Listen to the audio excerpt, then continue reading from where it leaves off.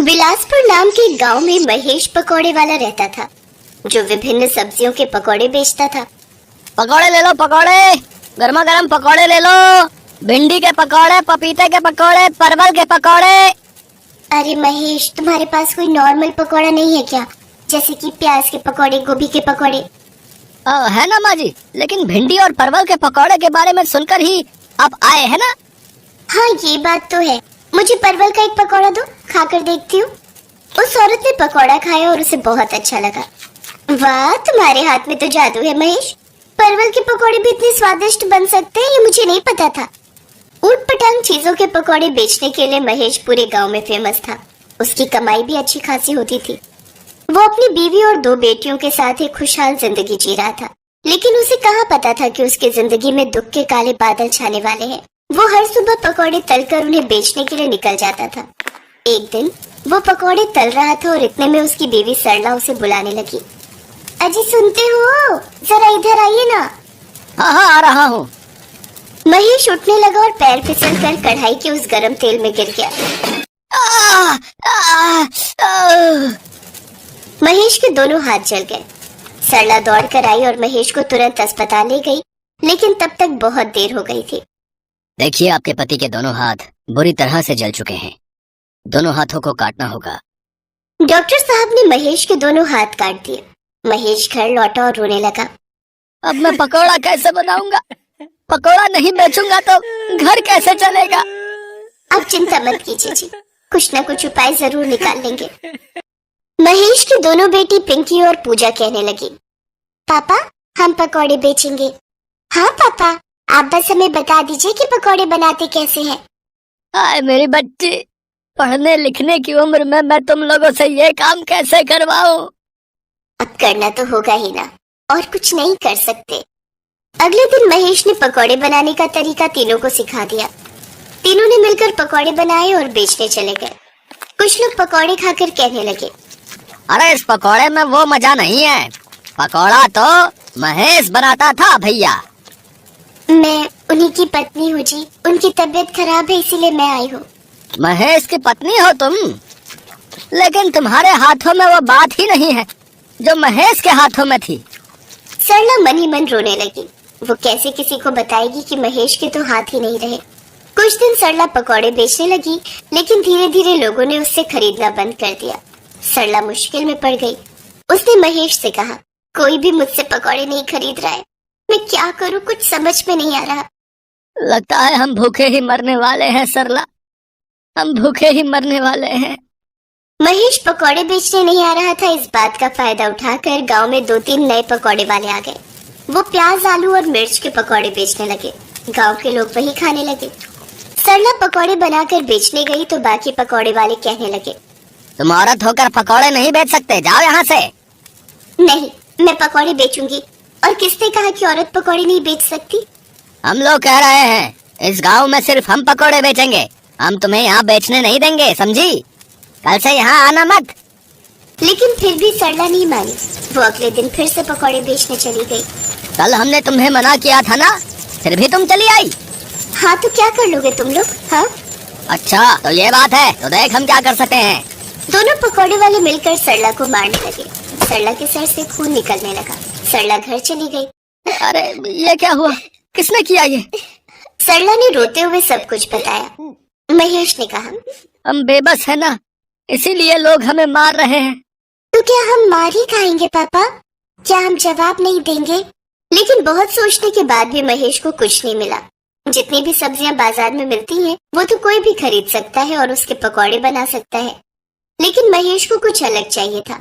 उधर महेश के पास जो बचे कुचे पैसे थे, वो भी खत्म होने को आए। घर में सब्जियां बची ही नहीं। सुनिए जी, घर में सब्जी नहीं है, अब हम क्या खाएंगे? कोई बात नहीं माँ, हम कुछ जंगली साग उठा लाते हैं। पूजा और पिंकी दोनों तालाब के पास चली गई और जंगली साग उठाने लगी। तालाब के पास बांस का जंगल था। वो जगह महेश की ही थी। पिंकी ने देखा कि बांस के जंगल में कुछ नए बांस उग रहे हैं। पूजा, वो देख, नए बांस उग रहे हैं। मैंने पढ़ा है कि ऐसे बांसों को हम खा सकते हैं। तो फिर चल, उसे उठाते हैं और घर ले चलते हैं। दोनों ने मिलकर उस नए बांस को जड़ से उठाया और घर ले गए। सरला ने कहा, बांस की सब्जी पता नहीं कैसी बनेगी, लेकिन और कोई उपाय भी तो नहीं है। सरला ने उस बांस को छोटे छोटे टुकड़े में काट कर उसकी सब्जी बनाई और वो खाकर सबको मजा ही आ गया। वाह, बांस इतना स्वादिष्ट होता है, ये मुझे पता नहीं था। और तभी महेश को एक आइडिया आया। क्यों ना हम बांस के पकौड़े बनाए। बेटी तुम दोनों और बांस उठा कर लाओ। दोनों बांस के जंगल में चले गए और 10 नए बांस उठा कर लाए। महेश ने जैसा जैसा कहा, सरला ने वैसा वैसा किया और फिर बांस के पकौड़े बनकर तैयार हो गए। अरे वाह, इतनी स्वादिष्ट, ये आइडिया मुझे पहले क्यों नहीं आया। लेकिन क्या फायदा, वो लोग तो मुझे वहाँ बेचने ही नहीं देंगे। अरे तुम चिंता मत करो सरला, बांस के पकौड़े खाने के लिए लोग खुद यहाँ आएंगे। और वही हुआ। वैसे ही महेश के ऊटपटांग पकौड़े खाने के लिए लोग तरस रहे थे।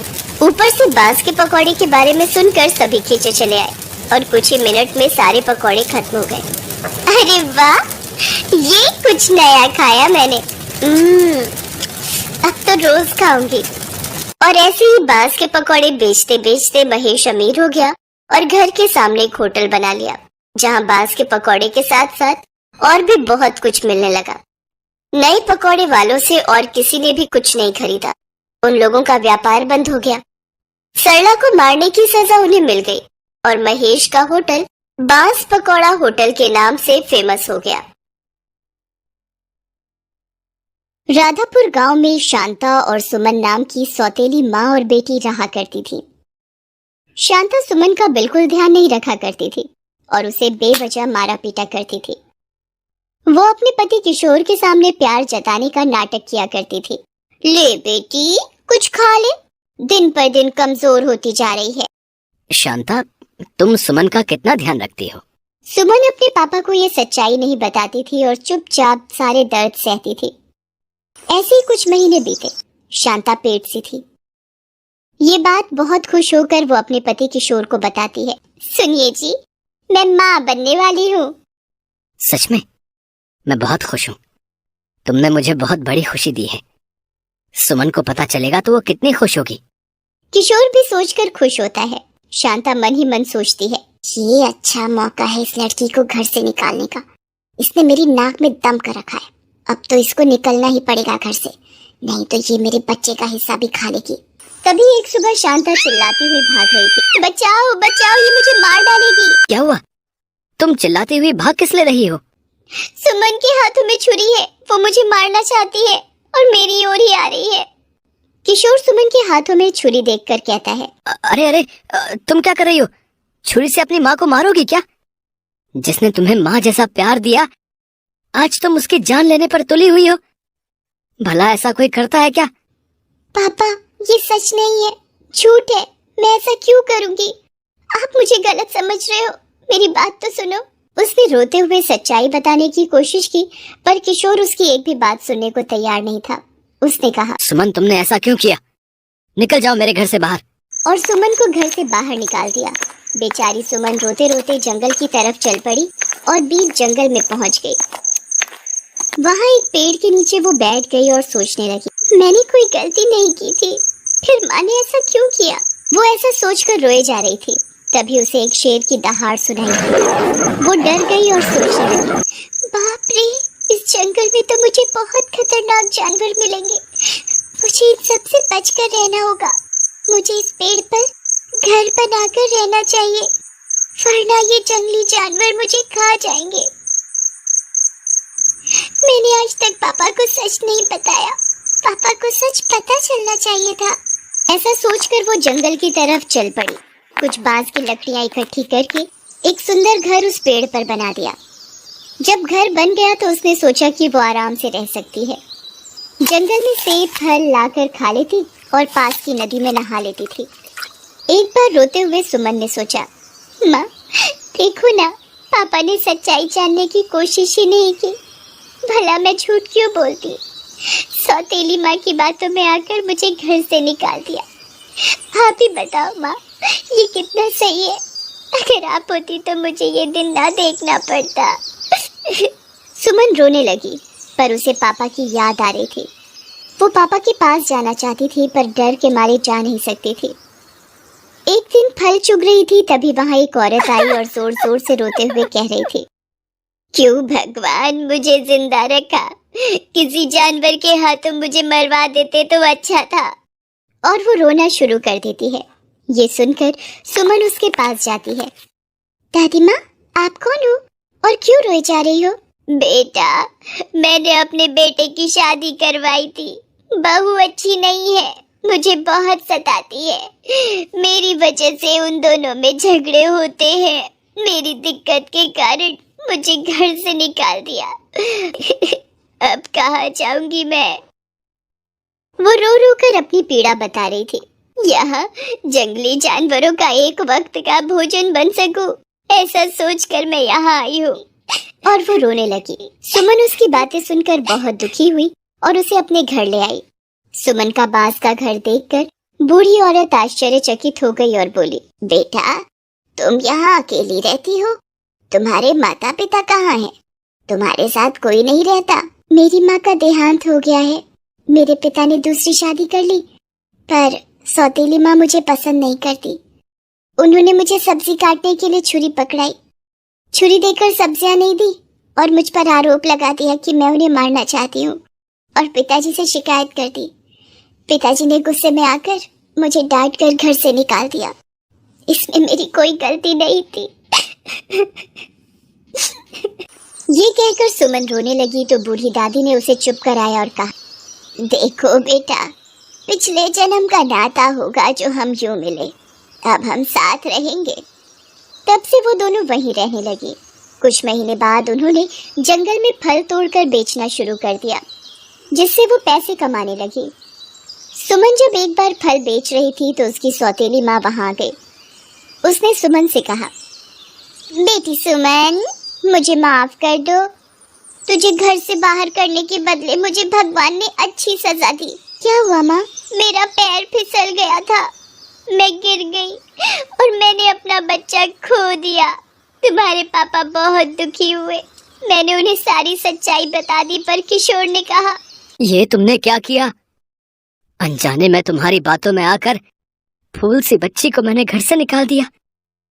पता नहीं वो किस हाल में होगी और कहाँ होगी। और वो मुझ पर चिल्ला रहे थे तो उनको दिल का दौरा पड़ गया। अब वो बस तुझे ही याद करते रहते हैं। घर चल बेटी, मुझे पापा से मिलना है। शांता सुमन को लेकर घर की ओर चल पड़ी। किशोर सुमन को देखकर बहुत खुश हुआ और उससे माफी मांगता है। बेटा, हमें माफ कर दो, हमने तुम्हारे साथ बहुत गलत किया। सुमन कुछ पैसे देकर जंगल की ओर चल पड़ी। किशोर और शांता उसे रोकने की बहुत कोशिश कर रहे थे पर वो नहीं रुकी। जंगल में जाकर बूढ़ी औरत ने सुमन से पूछा, बेटा, तुम्हारे मम्मी पापा का मन बदल गया था तो तुम वहाँ क्यों नहीं रुकी? दादी माँ, अभी तो उनका मन बदल गया था, पर बाद में फिर दोबारा मन बदल जाता तो मैं क्या करती? और दूसरी बात, यहाँ तुम भी तो अकेली रहती। तुम अपना सब कुछ छोड़कर आई हो, तो आपको मैं अकेला कैसे छोड़ सकती हूँ? बेटा, तुमने अनजान औरत के लिए इतना सोचा, मैं तुम्हारी शुक्रगुजार हूँ। और दोनों फल बेचकर सुखी सुखी रहने लगी। जंगल में एक दूसरे का सहारा बनी। तभी एक दिन बूढ़ी औरत का बेटा ढूंढते हुए जंगल की ओर आए। माँ, आपकी बहू आपको बहुत याद कर रही है। आपके जाने के बाद वो छत से गिर गई और उसे अपनी गलती का एहसास हो गया। तब से ही आपको बहुत याद कर रही है। तो तू क्या चाहता है बेटा? माँ, आप हमारे साथ घर चलो, हमें आपकी जरूरत है। नहीं नहीं, मैं अब तुम दोनों के बीच नहीं आना चाहती। मैं यहीं पर खुश हूँ और कोई परेशानी नहीं लेना चाहती। तुम घर जाकर बहू की सेवा करो और खुश रहो। पर माँ। नहीं बेटा, अब मैं चाहकर भी घर नहीं आ सकती। मैं तुम्हारा भरे पूरे परिवार को बिखेरना नहीं चाहती।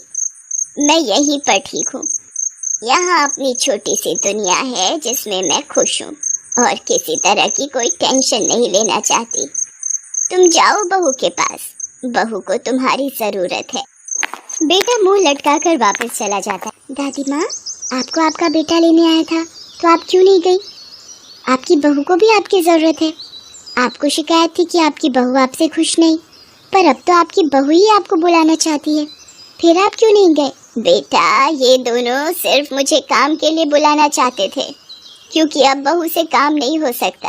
इसलिए मुझे एक नौकरानी के रूप में मेरा बेटा मुझे घर लेने आया था, जिससे उसकी बहू की सेवा हो सके।